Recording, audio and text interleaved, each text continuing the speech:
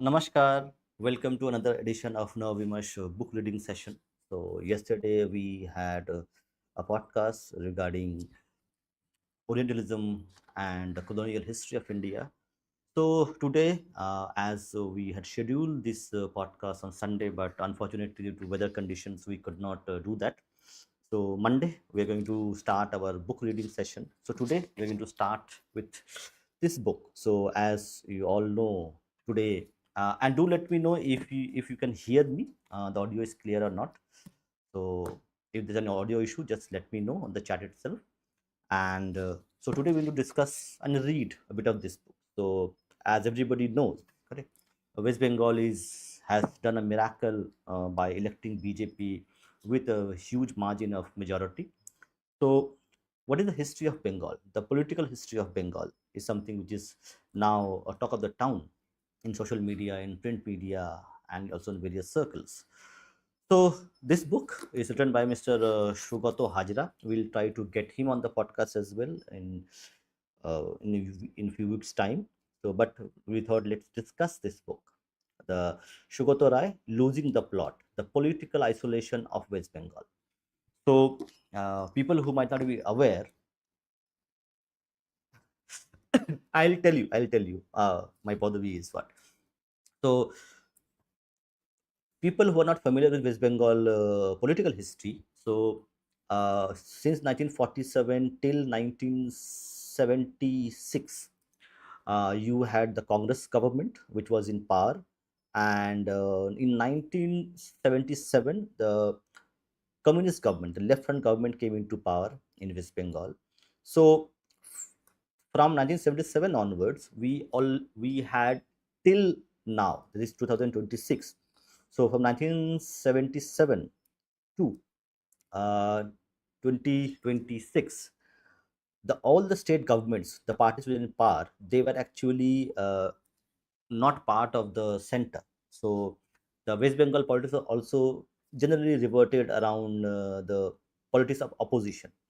So opposing the central ruling government, whether it is Congress, whether it is BJP, whether it is UPA. UPA era was a little bit different, but in general, there was always an opposition which was ruling in West Bengal. So that's why the book comes about, the political isolation, where the term we use here, double engine sarkar, which is there.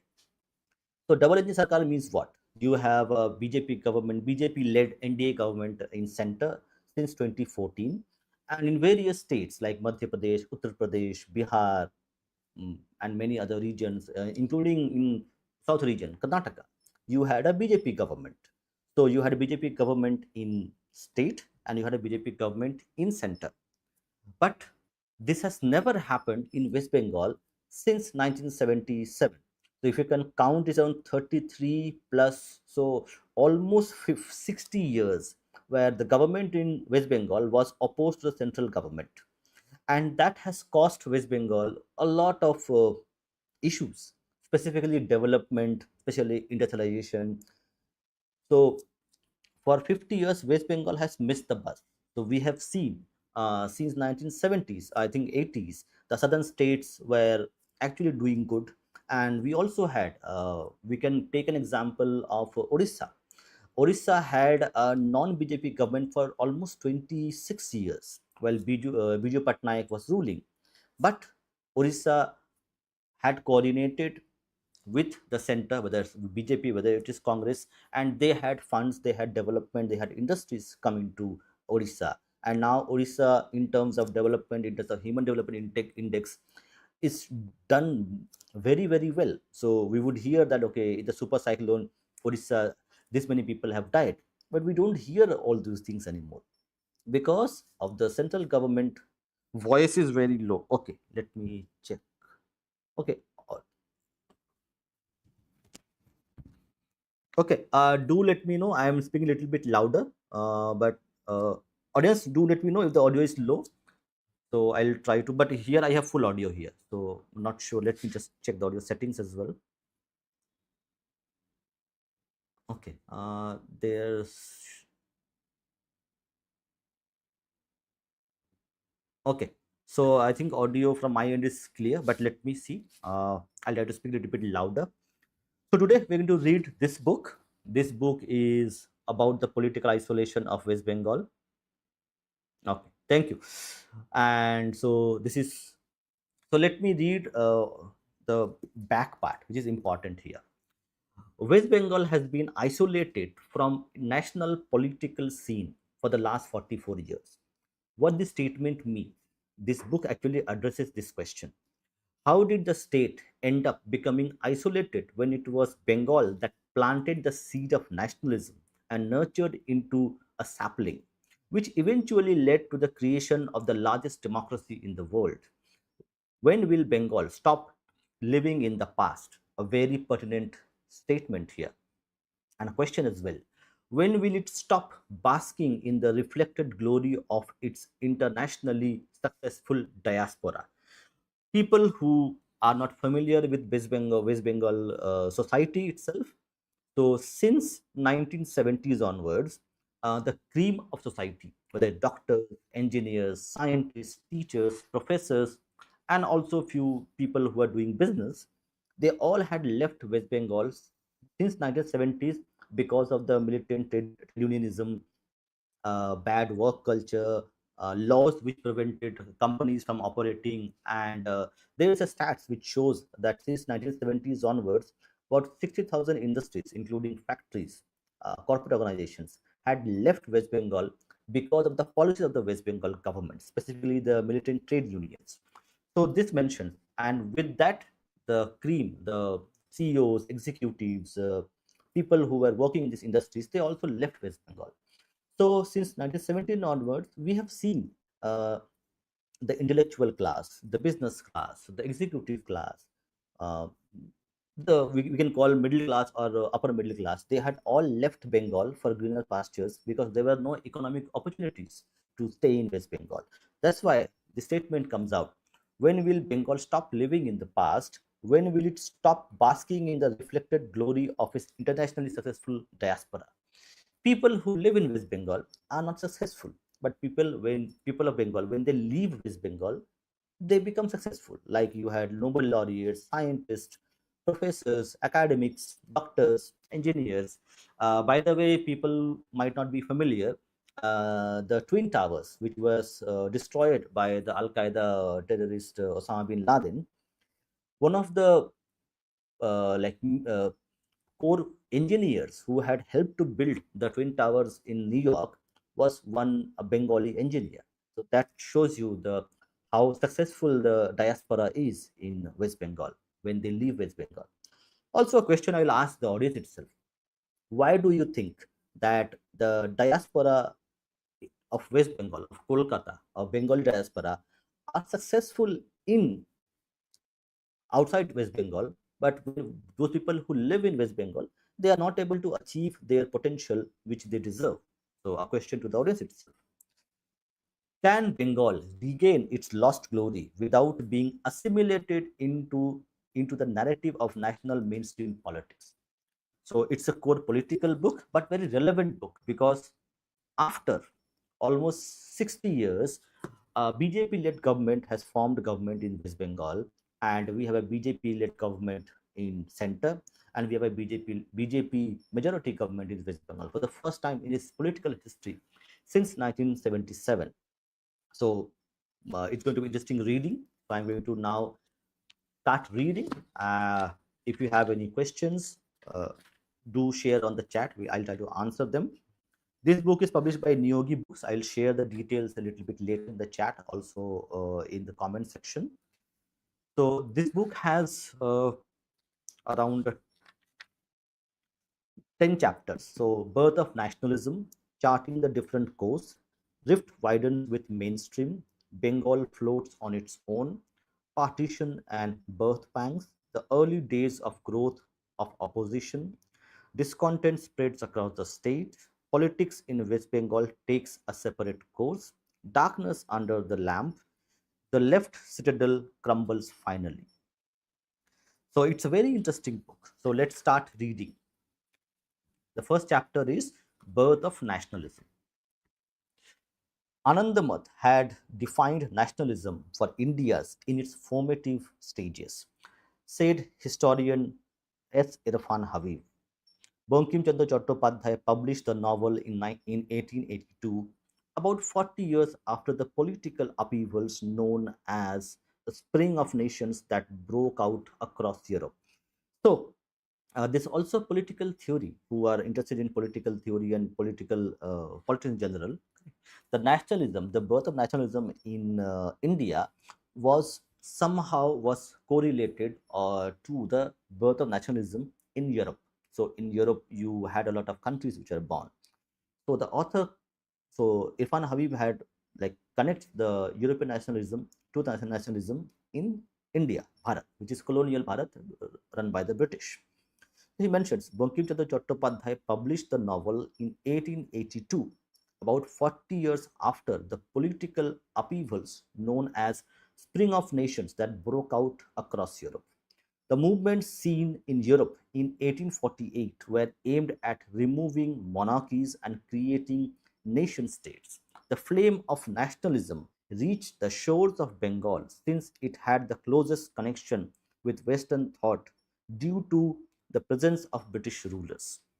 Bankim Chandra was the first Indian graduate from the newly established Calcutta University, a product of the British effort to educate its Indian subjects. In fact, even before writing the novel Anandamath, Bankim had composed Vande Mataram, the national song which became the rallying cry for Indian freedom movement. Judge, Judged by the overwhelming popular acceptance, it may be safely said that the relatively nascent concept of nationalism in the Indian context had its birth on the soils of Bengal. Swami Vivekananda, wrote historian Ramesh Chandra Majumdar, had told a group of young men in Dhaka sometime in 1909, read Bankim Chandra and emulate his Deshbhakti patriotism and Sanatan Dharma, principles of heroic band of sannyasinis as depicted in sannyasis in the as depicted in Anandamath. Your duty should be service to motherland. The nascent sense of nationalism was not confined to Bengal. Rabindranath Tagore set the poem Vande Mataram to music and sang it during the 1896 session of the Congress in Kolkata. It was sung in 1901, 5 years later, at another session of the Congress in Calcutta. Poet Sarala Devi Chaudhurani sang the song in the Benares Congress session in 1905. R.C. Majumdar wrote, during the long and arduous struggle for freedom from 1905 to 1947, Bande Mataram was the rallying cry of the patriotic sons of India, and thousands of them succumbed to the lathi blow of the British police or mounted the scaffold of Vande Mataram on their lips. The main theme of the novel inspired the Bengali youths to supreme self sacrifice during the hectic days of the Swadeshi movement. Bengal was the first witness to the great transformation since British rule was established here first. Historian Sir Jadunath Sarkar noted, if Periclean Athens was the school of Hellas, the eye of Greece, the mother of arts and eloquence, that was Bengal to the rest of India under British rule. This is very important. If Periclean Athens was the school of Hellas, the eye of Greece, the mother of arts and eloquence, that was Bengal to the rest of India under British rule. But with the borrowed light which it had made its own with marvelous cunning, in this new Bengal originated every good and great thing of the modern world that passed to the other provinces of India. Bengal was a leading light because the British government was based in West Bengal, uh, erstwhile Bengal province, which constituted Assam, parts of uh, parts of Bihar, parts of Bihar as well, UP as well. No, not UP, but parts of Bihar, Jharkhand, Assam. So these were all part of Odisha as well, which constituted the province of Bengal. New literary types reform of language, social reconstruction, political aspirations, religious movements, and even changes in manners that originated in Bengal passed like ripples from a central eddy across provincial barriers to the furthest corners of India. Bankim Chandra wrote, Vande Mataram became the battle mantra and Anandamat the inspiration, was a product of a wave of changes that swept Bengal. It all started with the spread of Western education pursued relentlessly by personalities like Raja Ram Mohan Roy, Dwarakanath Tagore, and Ishwar Chandra Vidyasagar. To name just a few, the Hindu College was established on 20th January 1817 with active support from Sir Hyde East, then Chief Justice of the Supreme Court of Calcutta. It was an initiative undertaken by prominent Bengali families who met at Sir Hyde's residence and contributed money to set up an institution where their children could receive liberal education like the Europeans. According to R.C. Majumdar, it was one Boidranath Mukherjee, a prominent resident of Calcutta at that time, who had been the main force behind pursuing Sir Hyde East. The setting up of Hindu college gave wings to the desire of Bengal to receive the best liberal education that was available in Europe.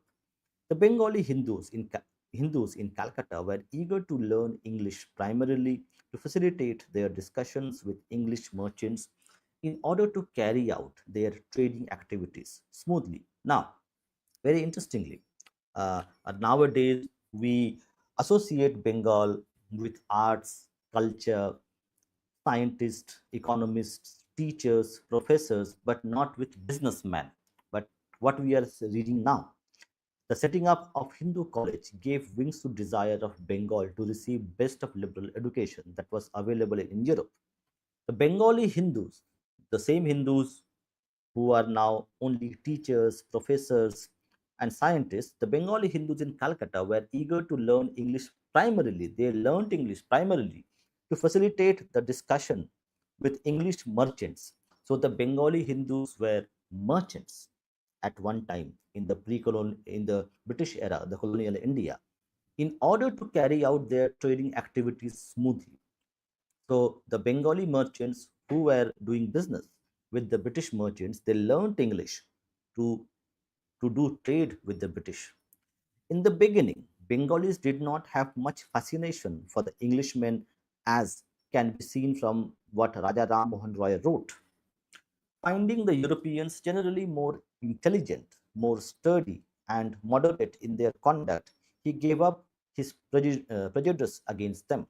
In fact, Roy started learning English only after this realization. So, in general, okay, one more information which people might not be aware of in the colonial era, British era West Bengal or Bengal province, was that generally the upper caste Bengalis, okay, the Roy, the Mukherjees, they were all Hindus, and generally these Hindus, the Bengali Hindus, did not consider Englishmen as pure. So the word correct mlecha is used a lot. So the Hindus were try to separate themselves from the Englishmen by telling them mlechas because they are not pious Hindus as they are. So they generally did not talk to them or did not socialize with the Englishmen as such because they thought they were inferior in many aspects. So this was there. So that's why the Raja Ram Mohan Roy is writing. Finding the Europeans generally more intelligent, more steady, and moderate in their conduct, he gave up the prejudice against them of being inferior to them. In fact, Roy started learning English only after this realization. Bengalis took the initiative to learn English, with the majority acquiring a working knowledge in order to earn a living because it was English language which was used by the British administration. The likes of Dwarakanath Tagore, Prasanna Kumar Tagore, Nilmani Datta earned huge wealth through their association with the British. Some were employed in British establishments, some opted for trade and commerce, Bengalis doing trade and commerce in British, while others built up fortune in law. The establishment of the Supreme Court in Calcutta opened up new careers opportunities for Bengalis. The economic prospect enticed the new generation of Bengal to seek English education, which made them approach the High East.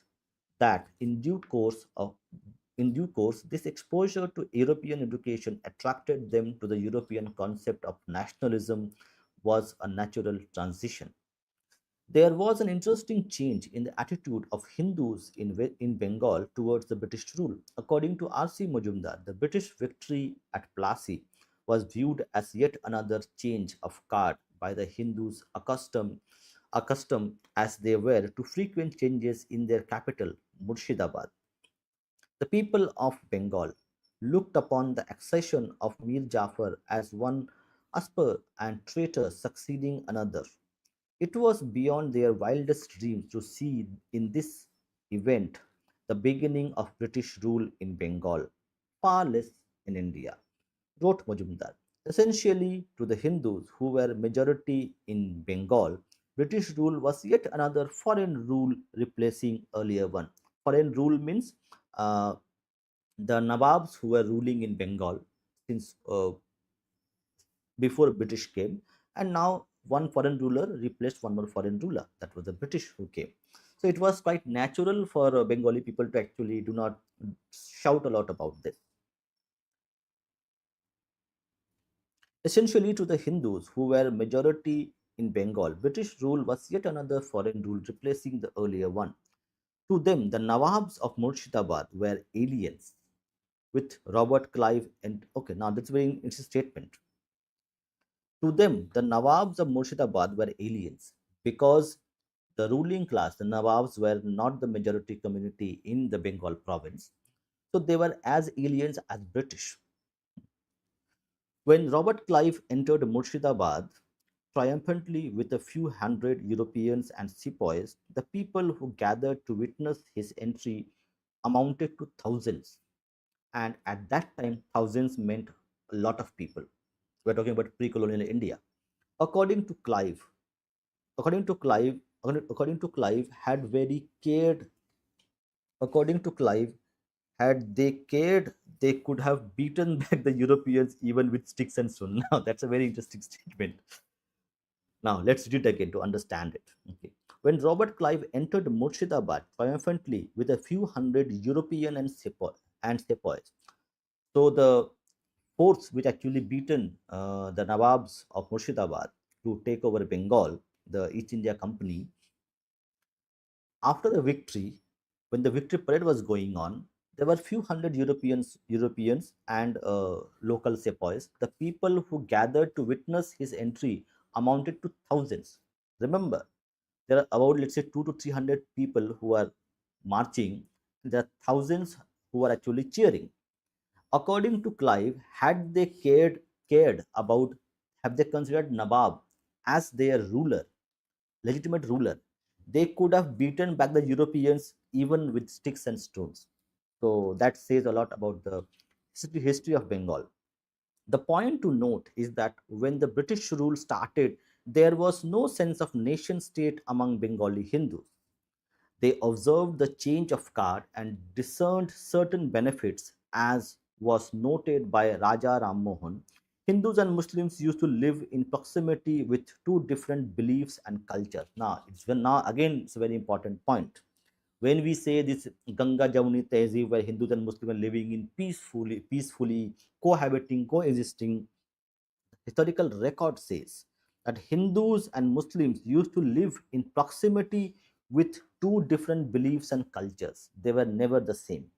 The feeling of distinct identities was deep rooted despite the fact it was mentioned by Raja Ram Mohan in his appeal to the king in council that under Muslim rule, the natives of this country enjoyed every political privilege in common with Musliman. However, under British rule, despite loss of political consequence, the natives were consoled by the more secure enjoyment of these civil and religious rights, which had been so often violated by the rapacity and intolerance of Muslims. The lion is to remember the more secure enjoyment of those civil and religious rights which had been so often violated by the rapacity and intolerance of Muslims. That's why even 100 soldiers, British soldiers and sepoys were welcomed rather than the intolerant Musalman rulers, the Nawabs. When Bengalis were exposed to the idea of nationalism that was sweeping through Europe, the thought, thought that was uppermost in the minds, it was the violation of civil and religious rights during the 700. Now, very important point needs to be noted here. This line is very important. The nationalism that was sweeping through Europe, the thought was that uppermost in the minds was the violation of civil and religious rights during the 700 years of Muslim rule. The natives, the Hindus, had no rights. Their rights were violated for 700 years by the Muslim rulers. Anandamath, the hugely popular novel by Bankim Chandra that served as a trigger for the nascent sense of nationalism in Bengal, was based on a central theme that was anti Muslim. According to A.G. Noorani, in the last chapter, Noorani wrote, there is a supernatural figure persuading the leader of sannyasis. Okay, again, Noorani wrote, there is a supernatural figure persuading the leader of the sannyasis, Satyananda, to stop fighting. The Muslim power is destroyed. There is nothing else for you to do. Hindu dominion will be Hindu dominion will not be established now. The English will rule. Bengali nationalism started out as anti-Muslim sentiment. Noted this down. There are good reasons for this. When the British rule was firmly established in Bengal, the anti Muslim and pro British sentiment of the Hindus went on increasing, wrote Majumdar. He cited the views of Ram Mohan Roy, who was arguably the most liberal man of his times and had accepted the superiority of Muslims in many respects. Yet, according to Roy, the British rule in India was a benign act of providence. Why benign act of providence? He referred he referred to the despotic power of the Mughal princes who ruled over India. In his appeal to king in council, he also referred to the religious bigotry and proselytization of Muslims that Indians suffered for 9 centuries. Mojumdar concluded that the view of Muslims as alien rulers persisted throughout the 19th century among the Hindus. This explains the popularity of Anandamath and ready acceptance of Vande Mataram as a battle cry. Curiously, despite nearly 700 years of living under British rulers, Bengalis disliked their rulers to the extent that they readily accepted the rule by people alien to their culture who came from faraway lands with intentions of exploiting the resources of their native land.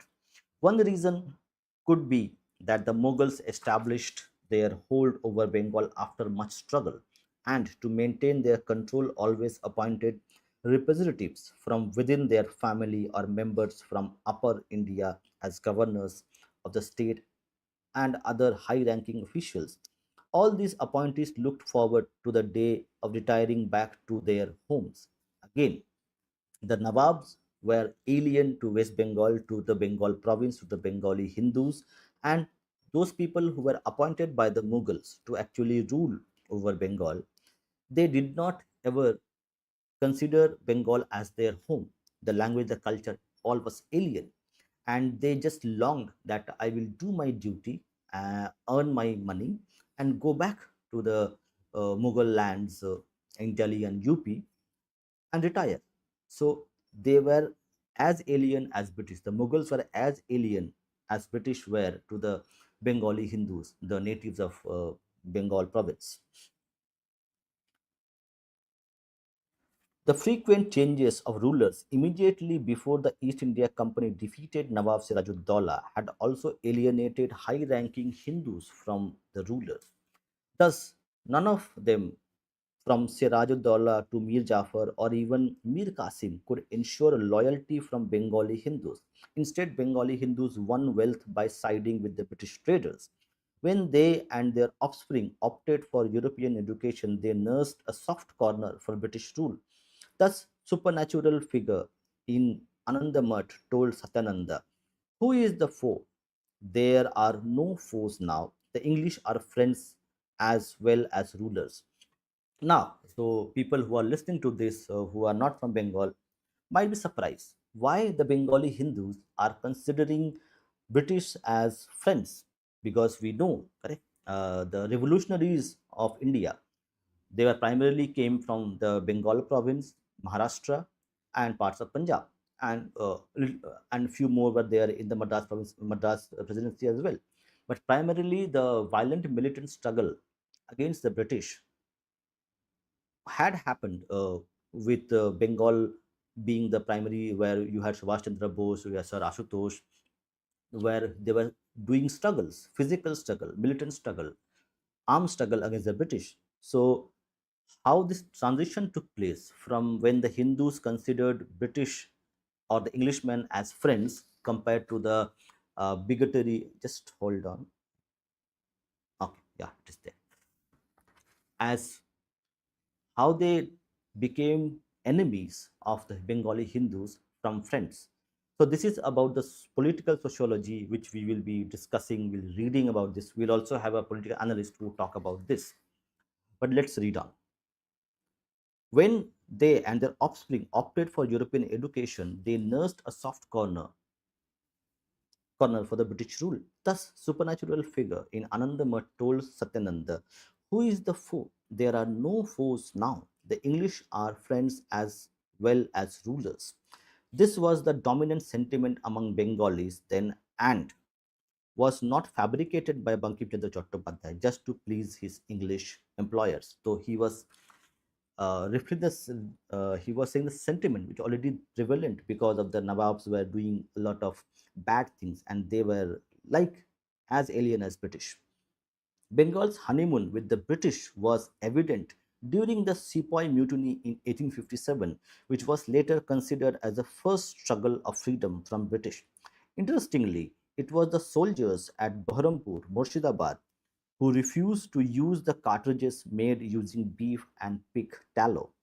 This was followed by the sepoys at Barakpur, where a sepoy, Mangal Pandey, had attacked a British officer. This apart, there had been instances of sepoys revolting at Chittagong, Dhaka, and Jalpaiguri. Yet the vocal Bengali newspapers of the day and commentators did not support the mutiny.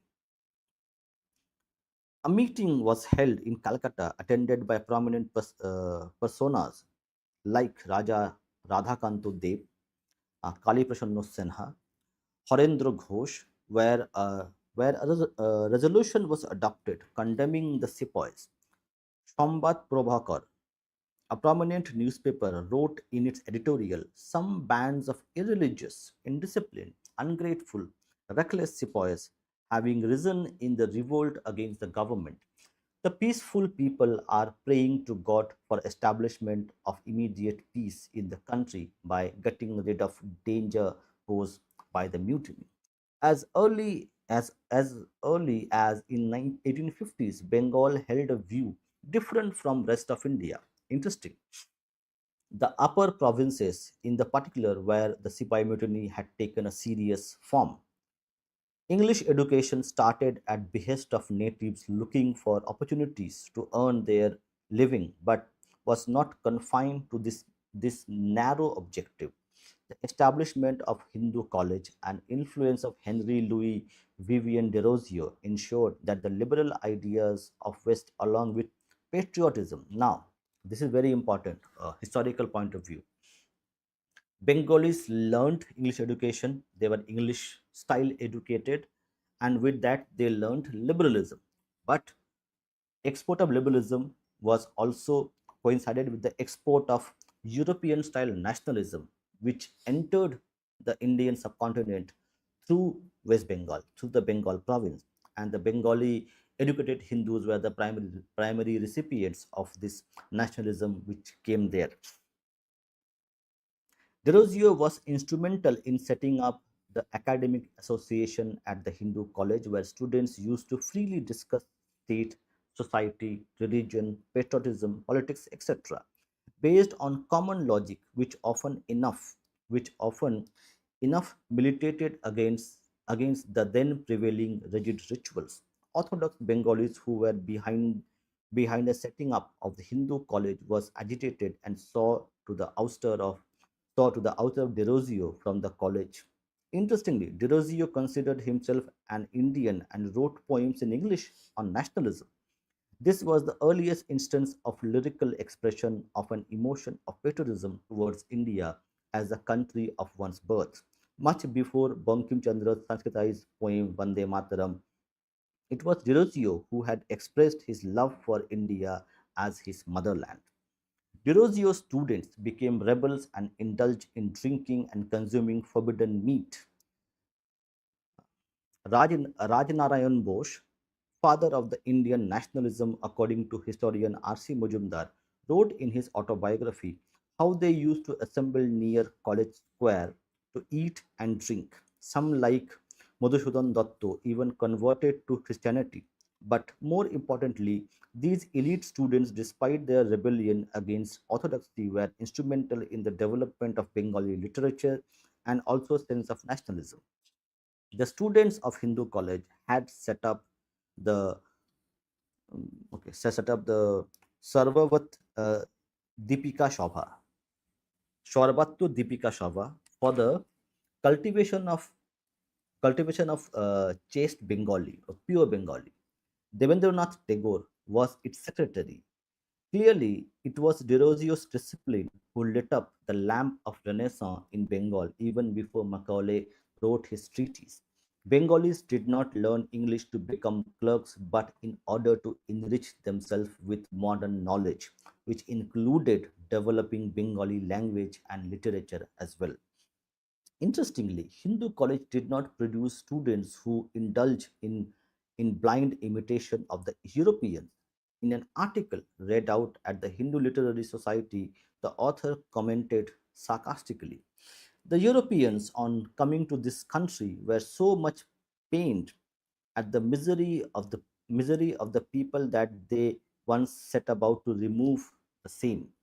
They imported various kinds of alcoholic drinks, rum, gin, brandy, and other accessories. Modern civilization, and within a surprisingly short time, managed to civilize this barbarous nation.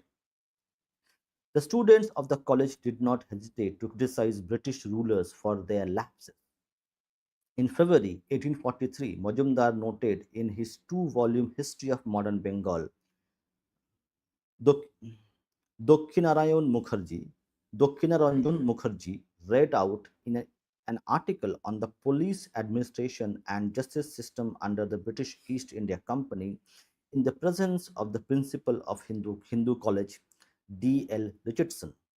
The principal objected to the article and called it seditious, but it was overruled by the chairman Tarachand Datto, a student of the college. A student of the college. English education did not create mere pen pushing clerks in Bengal, but free thinkers who excelled both in liberal arts of Europe and traditional knowledge of India. Clearly, the rebels of Hindu college, such as Madhusudan Datto, Raj Narayan Bose, and their classmates like Ishwar Chandra Ghoshal, Prasanna Kumar Sen, had taken up drinking as a mark of civilization. They had later become major exponents of Indian culture. Madhusudan Datta was the first to use Bengali as a medium of expressing literary flavor. His first drama, Shormishtha, was written in verse and was based on the story of Yayati from the Yati from Mahabharata. The rebel who even converted to Christianity excelled in writing in his mother tongue based on themes taken from India's glorious past. Bengal thus served as the link between India's past and the modern European philosophy. Not that the intelligentsia had emerged from environment of modern thinking, did not have conflicts. And interesting. discord was over banning polygamy, where Bankim Chandra opposed Ishwar Chandra Vidyasagar's effort to stop heinous practice. In fact, even the government was reluctant to enact law banning such practices, fearing that this would impact its control over natives. When Vidyasagar, along with Maharaja of Bardhaman, petitioned the government to enact law banning polygamy, Raja Radhakanto Dev opposed the same.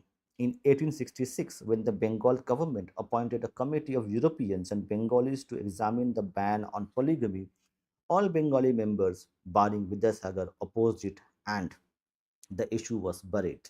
The Sepoy Mutiny of 1857 was seen by Bengal, busy as it was then with matters pertaining to large human civilization, as a threat. Raj Narayan Bose had sent his family to Calcutta for their safety. Many Bengali families used to keep boats and other means of transport ready to flee in case of sepoys reached their area. For the enlightened for the enlightened in Bengal, the mutiny was merely a rebellion of a few thousand sepoys against crores who viewed British rule as beneficial. Sri Aurobindo, in a speech delivered on 19th January 1907 at the Bombay National Union, said, Bengal once was drunk with the wine. Okay, interesting. Bengal once was drunk with the wine of European civilization and with the with the purely intellectual teaching that it received from the West. It began to see all things, to judge all things through the imperfect instrumentality of the intellect. When it was so, Bengal became atheistic. It became a land of doubters and cynics. Aurobindo was aware of the sentiment prevailing in the rest of the country. You all know what Bengal used to be. You all know that Bengal used to be term of reproach among the nations. When people when people spoke of Bengal, with what feelings did they speak of it? Was it a feeling of admiration? Evidently, the rest of India did not take kindly to Bengal's obsession with European education, but this change this change, due to various factors, foremost among these, according to Aurobindo, was the influence of Sri Ramakrishna. According to Aurobindo, Bengalis had the faculty of belief.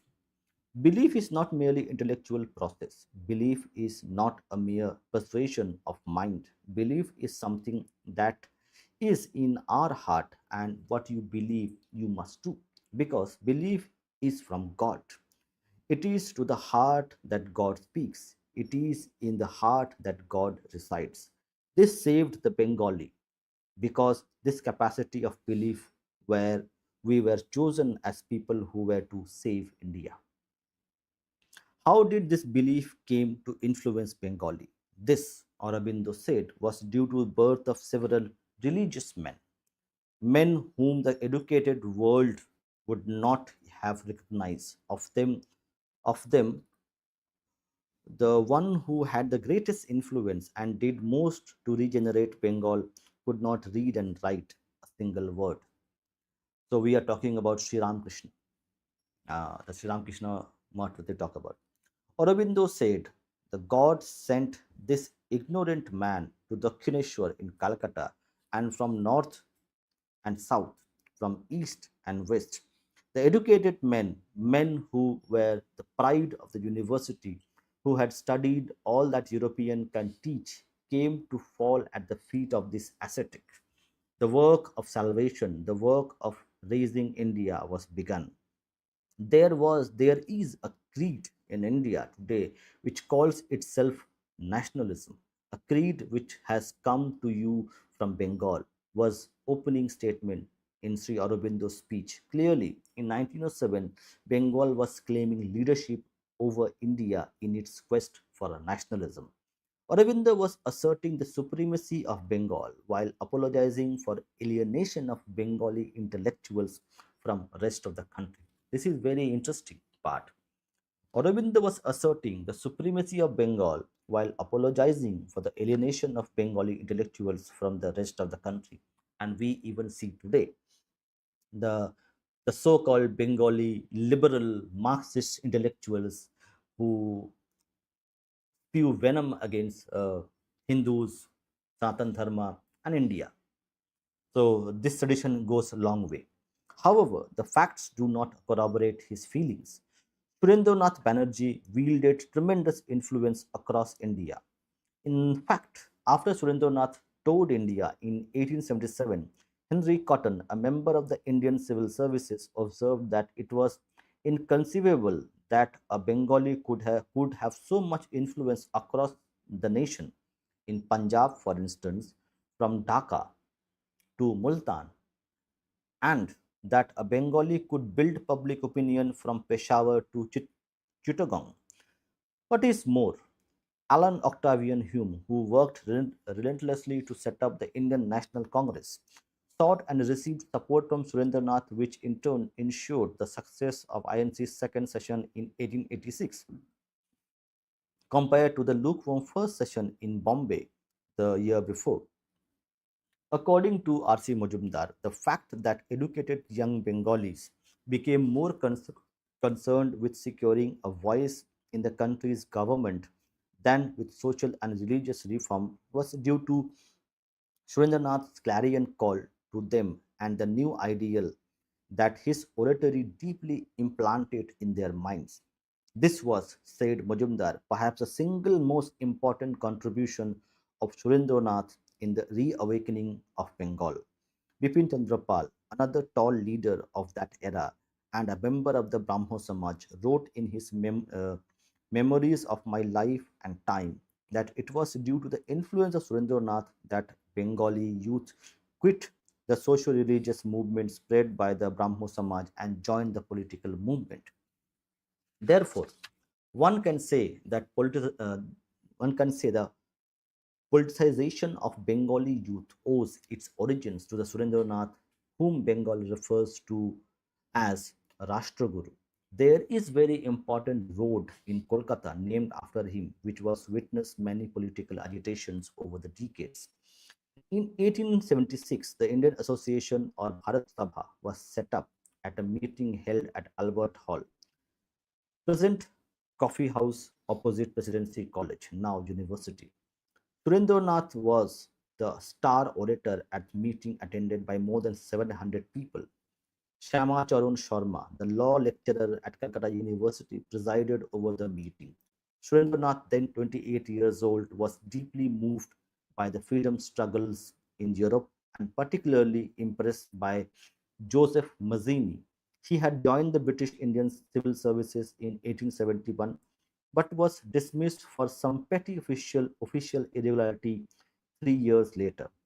His appeal against dismissal was not accepted, and Surendranath took up the teaching job at Metropolitan Institution, which was set up by Ishwar Chandra Vidyasagar, later renamed Vidyasagar College.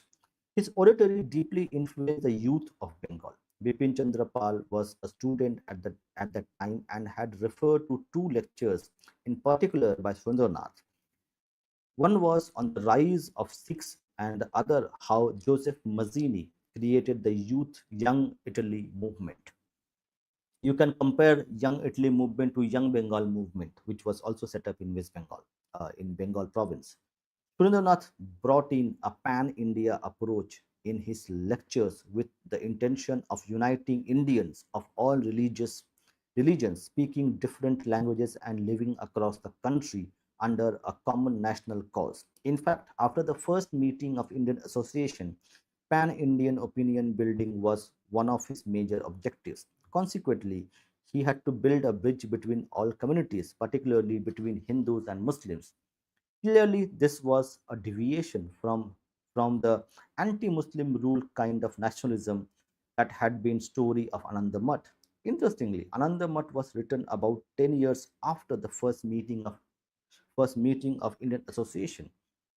At its very origin, then, the flow of nationalism had bifurcated into two streams, one as Surendranath through though it was relevant, and other was rooted in Anandamath with the rallying cry of Vande Mataram.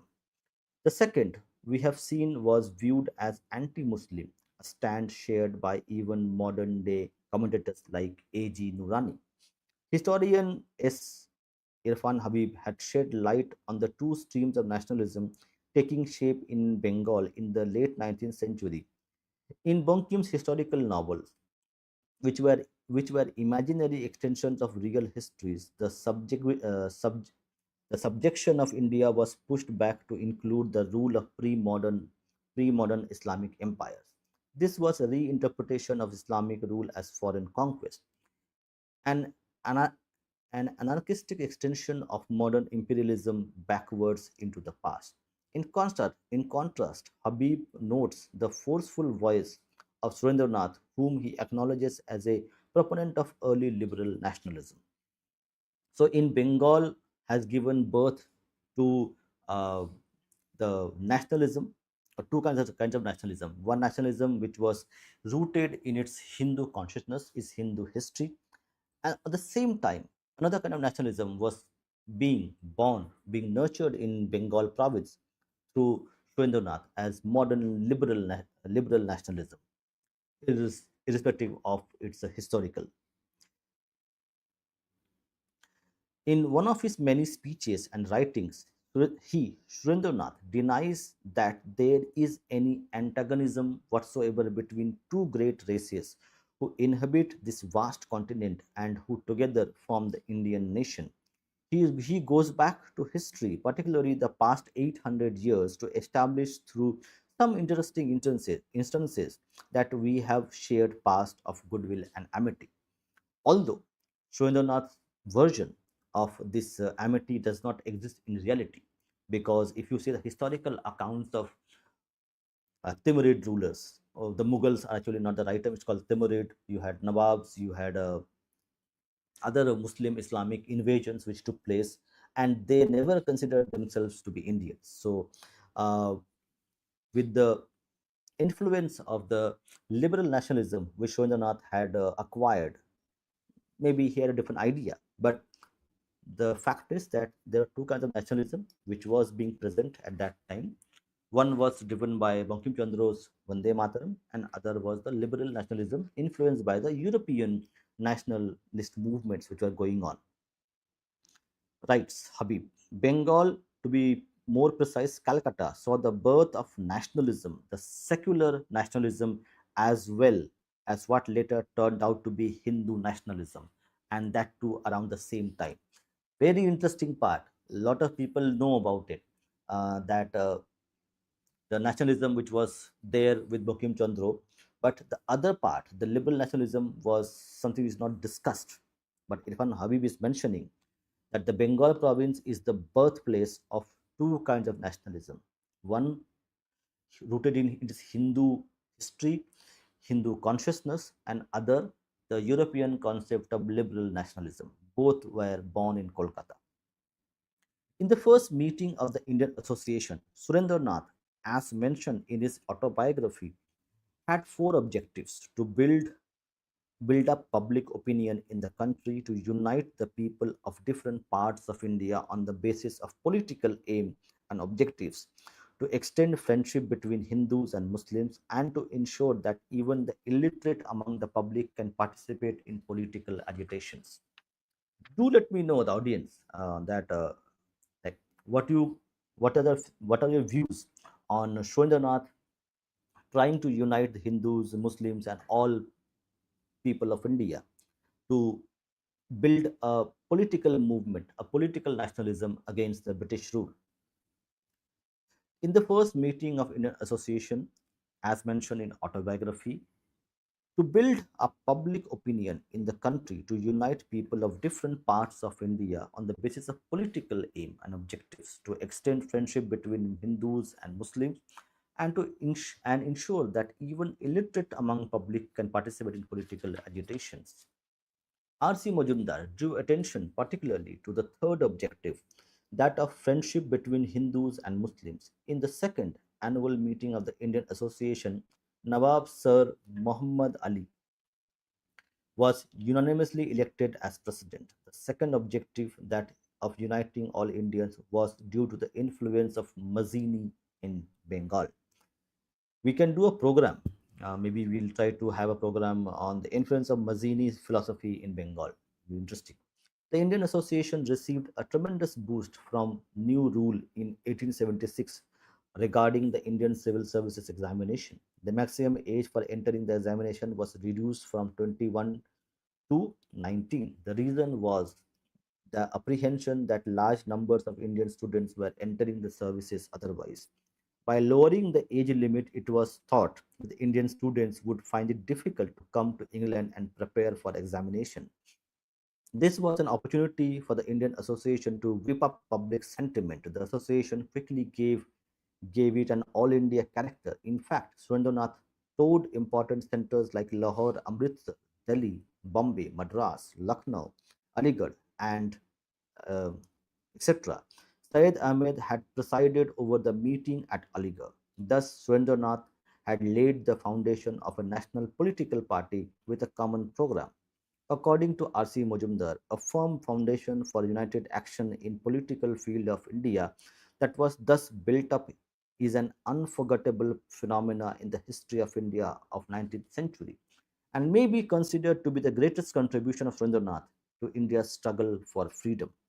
Apart from the amended civil services rule, there were two more opportunities which came before the Indian Association. Three acts came as opportunities: the Vernacular Press Act, the Arms Act, and License Act. Interesting, License Act. The first one, the first one was aimed at muzzling the vernacular press, which was turning uncomfortably critical of the British rule.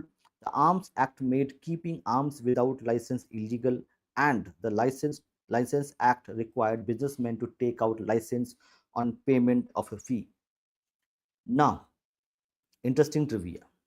The License Act was a kind of a burden on India. So, post independent 1947, the independent Indian government, Mr. Nehru and his Congress, did not abolish this act. Why? We all know. But interesting that the Nehruvian consensus, Nehru had continued all the acts which were passed by the British, which were actually anti-Indian in nature. So the Arms Act, the License Act, and the Vernacular Press Act. Okay. Apart from Vernacular Press Act, the Arms Act and the License Act was an anti-Indian legislation intended to stop the Indian businessmen from doing business and Indians from keeping arms for their own safety. And this was continued by the Congress government and Mr. Nehru.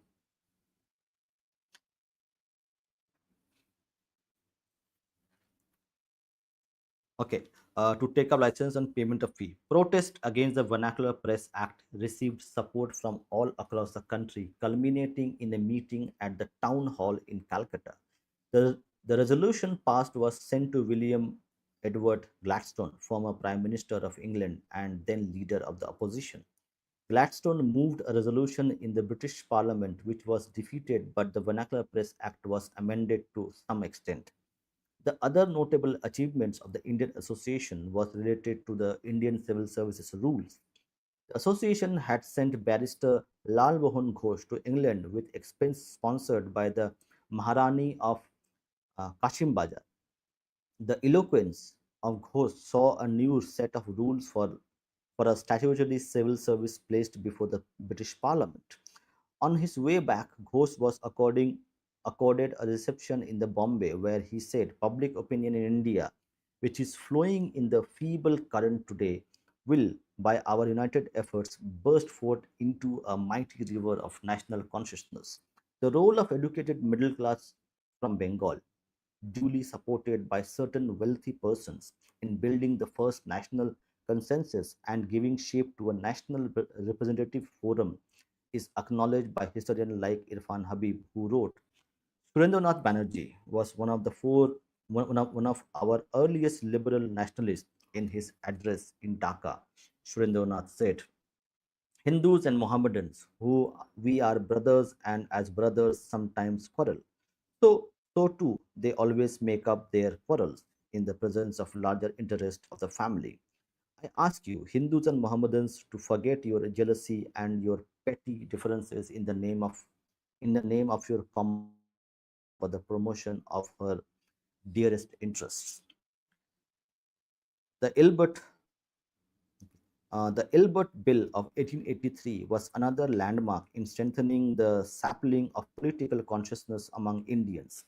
This law was meant to be an amendment to the infamous Act of 1849, which assured that only an English judge could try an Englishman in the Indian court.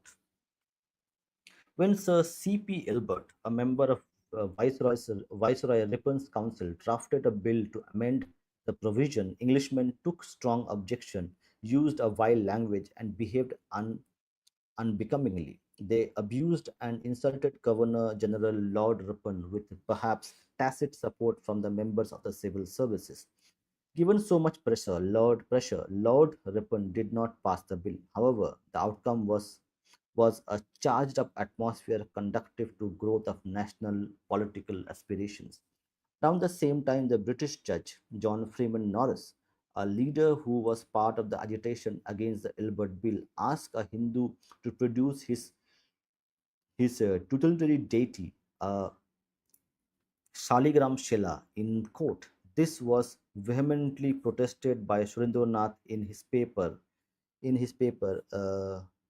The Bengali, he even called Judge Norris as unfit to hold the office of a judge, in which was ruled as contempt of court by the judge. Majority of English judges had held Surendranath guilty and jailed him for 2 months for contempt of court. A huge crowd that had gathered broke windows of the courtroom. The police had to sneak Surendranath out through back door. Huge meetings of protest were held.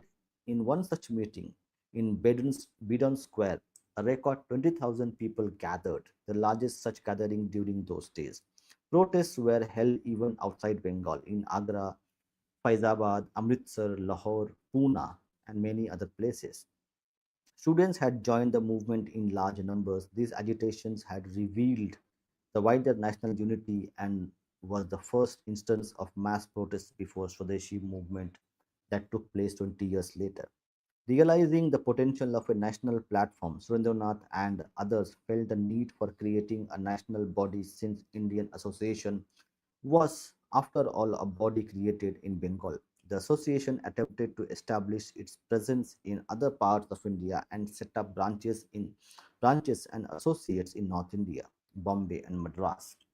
Meanwhile, in 1883, the government arranged an international exhibition in Calcutta where many reputed regional influencers participated. With their support, it was decided to hold a national conference in the last week of December in 1883.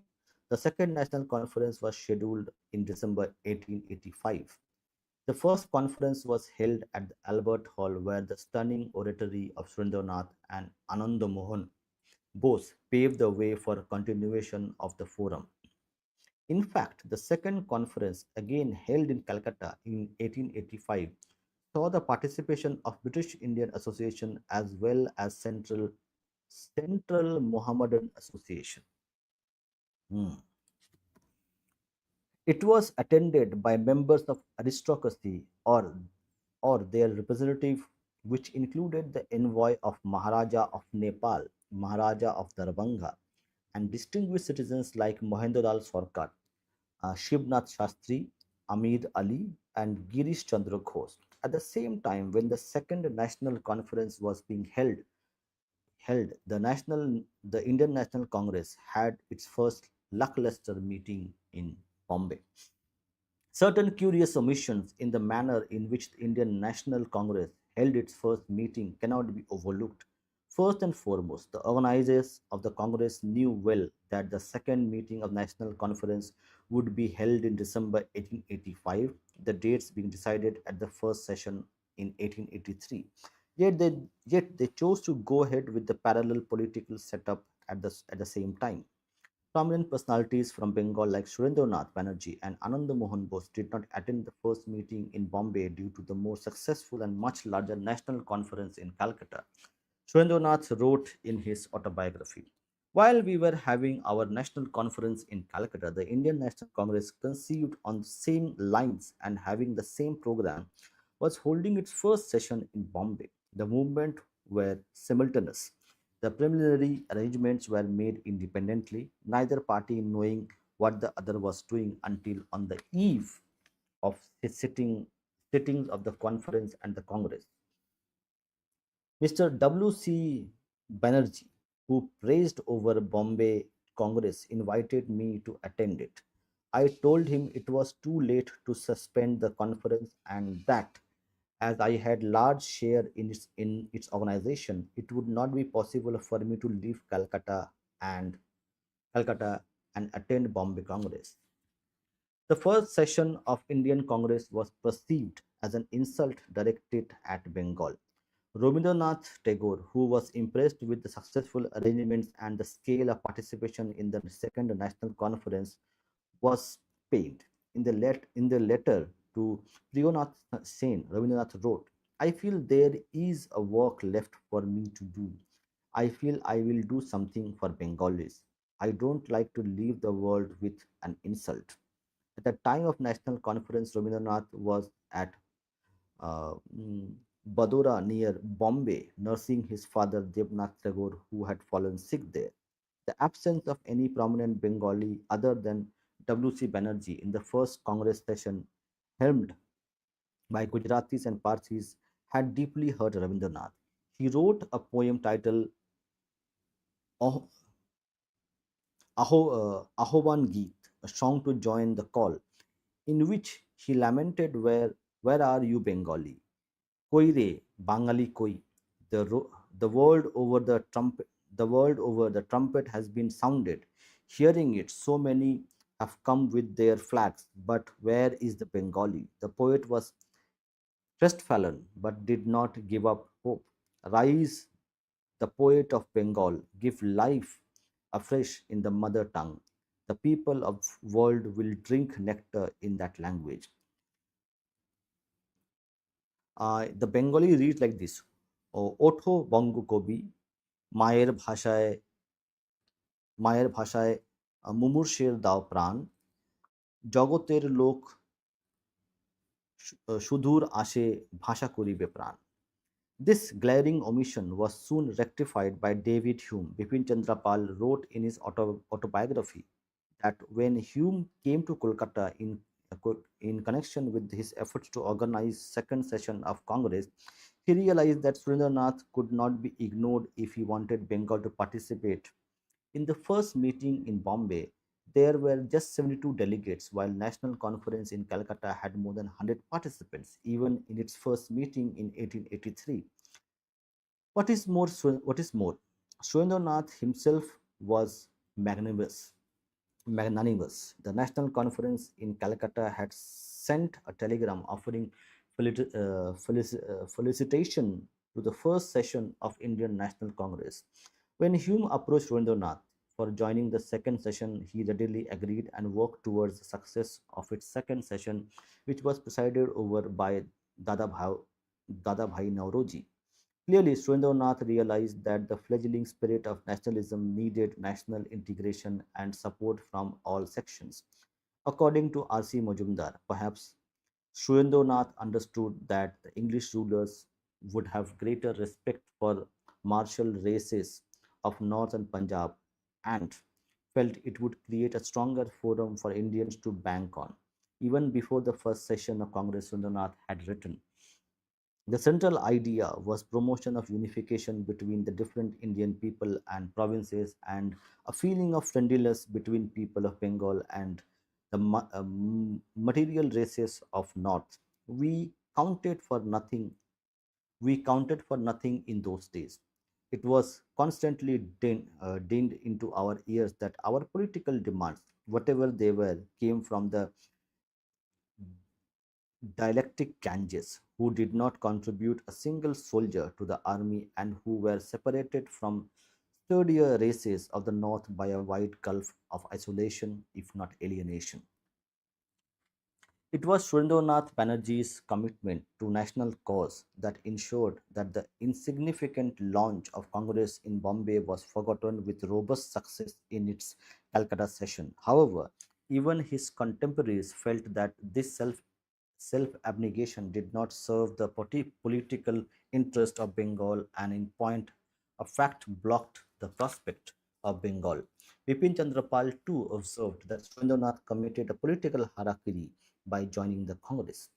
Rabindranath Tagore was a special invitee at the second session of Congress. He wrote and sang Amra মিলিতেছি আজ মায়ের ডাকে. We have assembled here today in response to the call of the mother. It was well organized affair with delegates receiving all resolutions well ahead of session.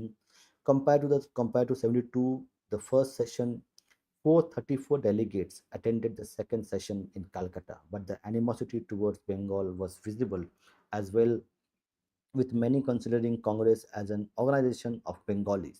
The demands of Congress reflected the political demands of Bengal. The naysayers claimed. Historian R.C. Majumdar wrote, reacting to such comment, Malik Bhagwan Das, a delegate from Dera Ismail Khan, retorted, do I look like a Bengali Babu? Every intelligent man would demand the administrative reforms that the Congress is demanding. This anti-Bengali sentiment was cleverly used by Saeed Ahmed Khan of Aligarh avoid, and avoid critique of Congress before the third session in Madras. He said in a meeting, if you want the Bengalis to rule the country, if you want the oppressed masses in the country to lick the feet of the Bengalis, then by all means get a ticket for Madras and board the train with the name of Allah on your lips. Even the Governor General, Lord Duffering, wrote to the Secretary of State that one reason why Muslims did not attend the Calcutta Congress was their feeling that they would be worse off under Bengali constitution.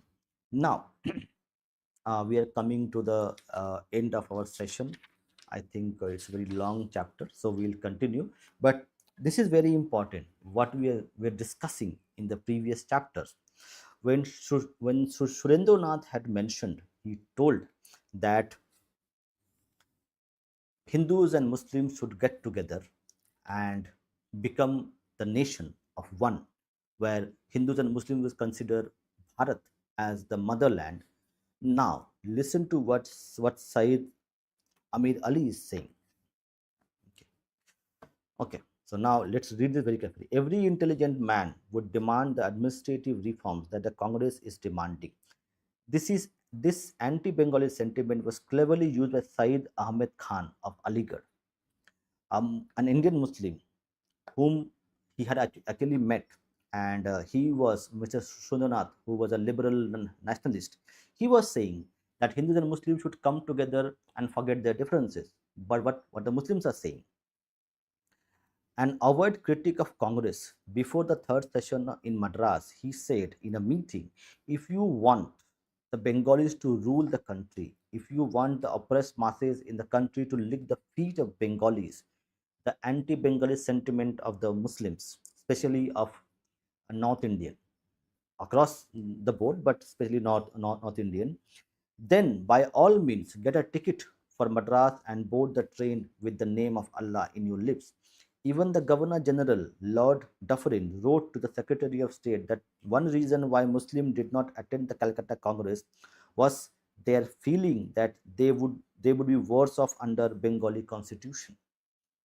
According to author G.B. Mallison, who wrote on the Sipai mutiny and was quoted by Majumdar, skillfully skillfully skillful in hectoring, the Bengalis are the founders of the Congress, but the type of representative institutions that they demand is hated by the martial races of India: Sikhs, Rajputs, Rohillas, Jats, and the frontier Pathans. Clearly, the superior skill of Bengalis in communication and organization had many detractors who received tacit support from English administration.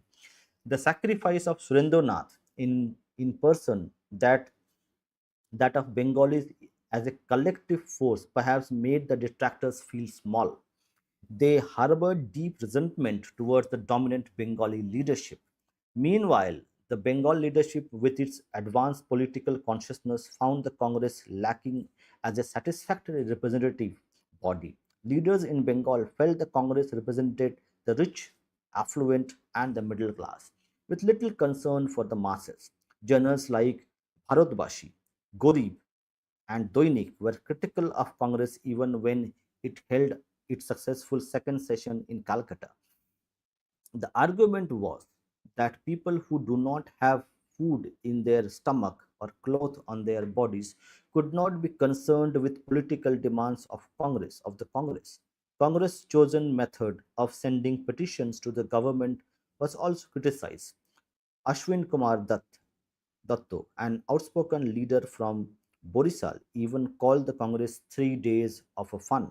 Rabindranath Tagore, who sang Vande Mataram in the 1896 session of the Congress in Calcutta, faced his share of discomfort when he was invited to join a dinner party after a session and sing a song. The poet had shown his disenchantment with the Congress leaders following the strict Western dress code and behavior during the dinner.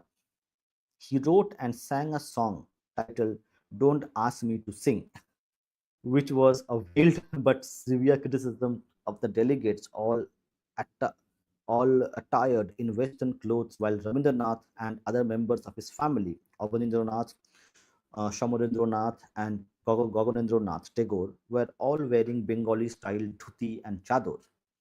Abanindranath reminiscent that so annoyed were the others that they gave them their nickname national dress. The political maturity of Bengal was reflected in its literature, drama, and publications. Bengal was way ahead in developing sense of nationalism in India, followed by Maharashtra. There were other provinces where too the sense of nationalism was taken root. The Arya Samaj of Swami Dayanand was a prominent example. The Brahmo Samaj in Bengal tried to attract Swami Dayanand into its fold, but the inherent difference between them came in the way. Veneration of cows by Arya Samaj was a major point of discord. The Brahmo Samaj was influenced by the rational and liberal movements of the West, while Swami Dayanand was not conversant with English language and he appealed to the masses. Even within the Congress veneration of cow was an issue. In 1893, Cow Protection Society Goraksha Sabha was set up in Maharashtra. In the same year, there had been riots over cow slaughter in several places in Bihar. The anti-kine killing movement resulted in Hindus rescuing cows from Muslim butchers. Rabindranath realized how the English rulers wanted this chasm to widen. He expressed his views in 1893 in Fear of the Englishman, Ingrejier Atonko, where he was clear in his thought that the difference between Hindus and Muslims over cow protection found favor among various sections of the Englishmen in India. One reason for that could be the observation of English rulers that Indians were slowly coming together under banner of Congress. If Muslims too joined the platform, it would be difficult for English to rule India. Rabindranath had understood that and the Englishmen wanted the Muslims to stay away from united political platform. In addition, Tagore observed that due to many differences among themselves, even Hindus found it difficult to unitedly take up a cause. Cow protection was an issue that could unite Hindus of all hues. Cow protection society, therefore, was viewed as a threat by the rulers. At the same time, cow protection served the purpose of keeping Hindus and Muslims separate, lessening the fear that Englishmen felt due to the rise of nationalism in the country. In short, even in 1893, Rabindranath saw through the game of divide and rule and how divisive could be the Hindu urge of protecting cows. The cow protection movement, however, did not find many takers in Bengal or South India. Uh, okay, so we are going to finish our reading. It's coming up to around 7 p.m. If anybody has any, let me go through the chat as well. Okay. Okay. Aradhan Datto is writing opportunity. Opportunity is minimal for talent to grow, and there was too much political affiliation in work, mainstream work culture. Okay.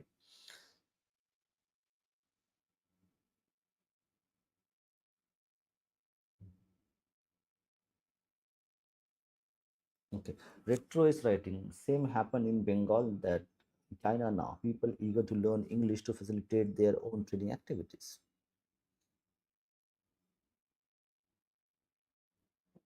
Okay. Abrahamic faiths are generally monotheistic and supremistic in nature. In foreign nations, their allegiance lies with their country of origin of the religion and not country of their birth. Yes, that is part of it. Okay, I don't see any more questions or comments. So what we will do is we'll wrap up this session for today. We'll continue to read many such books. So do share, subscribe to our content, and also if you can help us, you have the QR code. You can scan, or also become members as well. See you in next time. We will have a few author interviews coming up. Two author interviews we have already been secured. So we'll continue with the book reading sessions, book discussion sessions, and also interviews with the authors and also with political analysts. So thank you. Jai Shri Ram, Vande Mataram, Jai Maka.